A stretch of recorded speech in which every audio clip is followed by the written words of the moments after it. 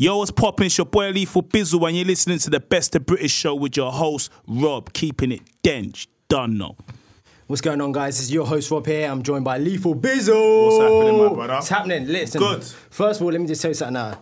Pal makes me want to happy slap strangers. Straight away, just bang, just boom, gets me overly gassed. Like, I'm not a big road man or nothing like that. But, was you a part of that saga when that was actually happening? Yeah. People like need you to getting me banned and stuff. Like. People need to step back. I get too excited, you know. Them ones. Till you get slapped back and it's a madness.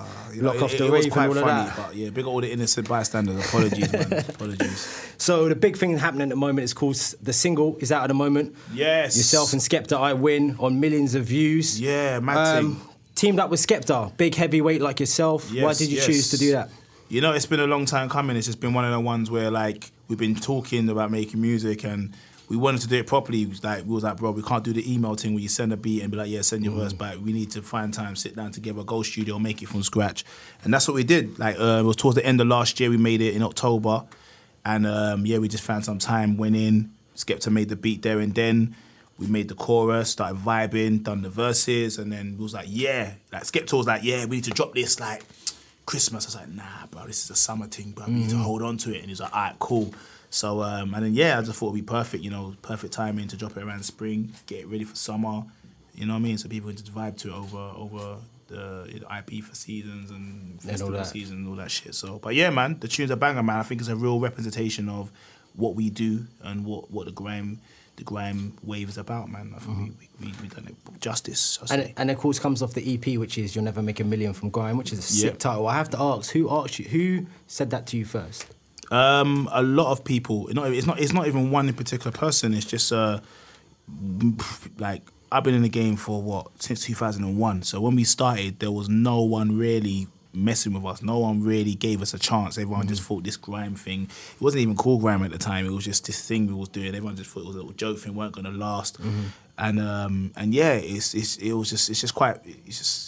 funny just to be able to say that now, to be like, yeah, like, to all those people that doubted us, like, you thought that we wouldn't make a living or a career out of it, you know, we've become millionaires now. So it's a bit of a tongue-in-cheek and a bit of a fuck you to those people who wasn't really fucking with us, you know what I'm saying? So but yeah, man, big up all the people that want to make grime music, man. You can make a career out of it and you can become a millionaire, basically. And you've got some sick people on there. It's produced heavily by Distortion. Yes. You've also got Mo Stack on there. Yes. And Deneo. Why Mo Stack? I mean, Mo Stack is popping at the moment, but how did you guys team up?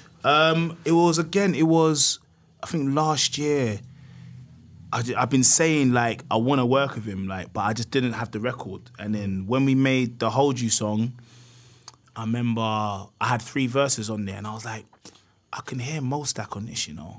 And then Distortion was like, yeah, I hear that. So I just hit him up and I was like, bro, I've got this record, yeah, like, it's me on it, but, like, I don't mind taking one of my verses off if you're feeling it. And he's like, yeah, just come to the studio. He came to the studio, wrote his bars there and there.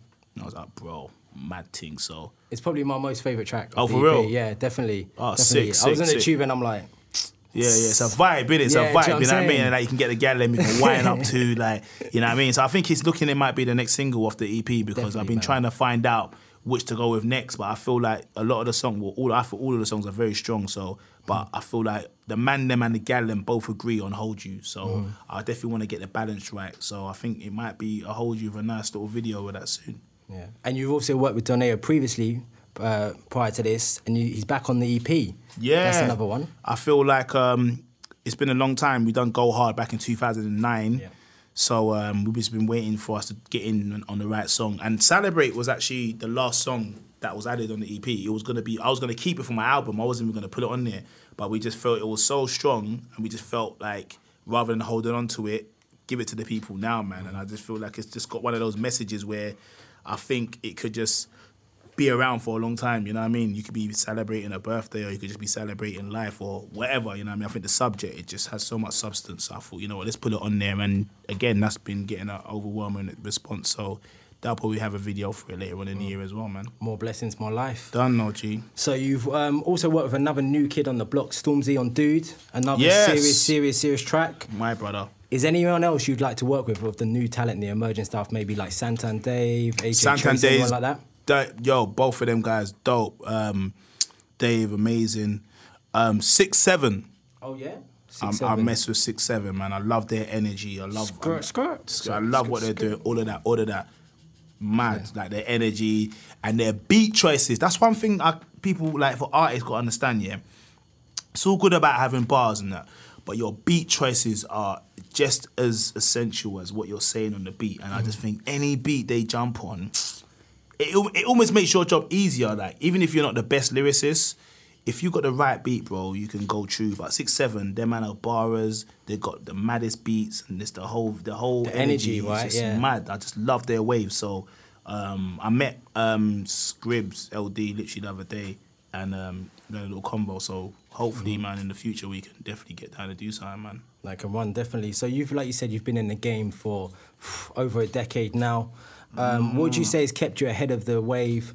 Like, what is the secret to the longevity of your role in the game? Evolving, being honest with yourself, always trying to like spread the energy, working with people constantly, trying to, open doors for people, helping other people. Well, maybe not say helping, but just being open to do things that some people back in the day would not maybe necessarily do when you're in a certain position. Some people feel like, when you're on a certain level, you shouldn't work with that person or you shouldn't do that. And I think you should do the opposite. I think when you're at the highest point is when you're meant to show the most love, when you're supposed to collaborate with the most people or try and help the most people. So that is definitely, I think, one of the key factors why I've managed to stay relevant, as well as making good music, but just trying to just stay relevant and, try and put as much people on as possible. And versatile as well, very, very versatile. Yeah, thank you, definitely. Yeah. I think it's about being able to, jump into different avenues, and different arenas and kill it as much as you can. Obviously, Grime is my first birth, like that's my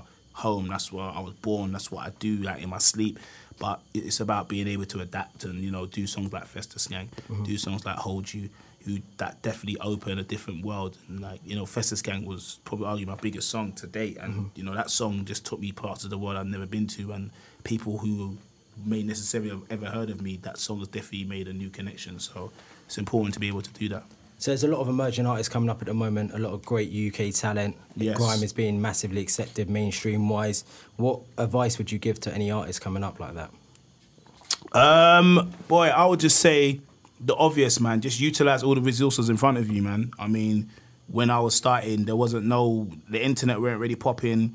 There weren't no Twitter. There weren't no, social media wasn't really a thing. So just take full advantage of everything because it's a lot easier than it was when we first started. So, utilise all the channels, all the platforms, all the social medias, create your own wave, don't go for looking for the record deal.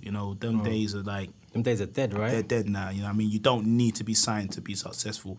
So, yeah, just use what's in front of you and start from your ends, man. The man them on the block, the gal them, like wherever in your school playground, whatever's around you, just utilise that to your advantage and just keep building. And you got a tour coming up, you excited? Yeah, just announced it, the I Win tour, October. Yeah. Can't wait, tickets go on sale this week. And it's my first tour in the last 12 months. My last one was last year summer. So yeah, it's been a while since I've done a tour over here. But yeah, I can't wait to perform the new songs, man. I'm really looking forward to the production side as well. I like to really kind of go out. I don't want to just have to put decks and just run up and down the stage. I really go in with the production, so it's an experience. So yeah, man, make sure you grab a ticket. And you put like so much energy into your performances, like everywhere. Like it's absolutely crazy. Also, you're like the denchest man in the scene, really, innit? Really. But you know what I wanted to do actually, because obviously I see it, Team Dench, all the merchandise and stuff. Yes. But like, man has obviously come out in his tightest t-shirt today. Yeah, bro. So I'm thinking, man, I want to see how dense you are. Okay. So what I'm gonna do is I'm gonna do a little competition now. Okay. What we're gonna do is, will you like up with press-ups? Man's a bit injured, but go on. Bit injured, yeah? Okay, right. So we'll make it nice and simple, innit? Okay. You beat me, first person to crumble loses. You know what? I would accept that challenge, but I'd rather do an arm wrestle or something. Oh, yes, sir. You are going to lose. I'd rather do an arm wrestle. Okay, boom. All right, so obviously let's get this thing popping like that. You get me one of them ones. Oh, you said, man, I have to take off the jacket again, though. Yeah, it be popping right now, boy. Hold on. Arm wrestle, gang. I've got an injured wrist, by the way. I just put it out. What's your strongest hand? I'm gonna go with the right. Right's your strongest hand, yeah. Mine's right as well, so how's that going to work? That's cool. Yeah, that's cool. So it's right. Right and right. Yeah. That's my right, yeah? Yeah, you're cool, bro. Come on now. It's not left and right. All right, cool. Let's see, all right. So hold on, what happens with the challenge? If I would have won, what happened? What do I get? Don't know, what do you want? I don't know, what you going to offer? A mil? Don't know, yeah, I'll bet you $1 mil. Let's do it. Cool, right. A mil, yeah? Right, you mean an MEAL mil, yeah? Not a yeah, million, yeah? All right, cool. All right, boom. Let's go. Right. Someone say go. Go. Boy, this guy's strong, innit? You're not being serious. Nah, I'm cool, man. I should probably just like chill in it. Just there. There you go, just lighten it.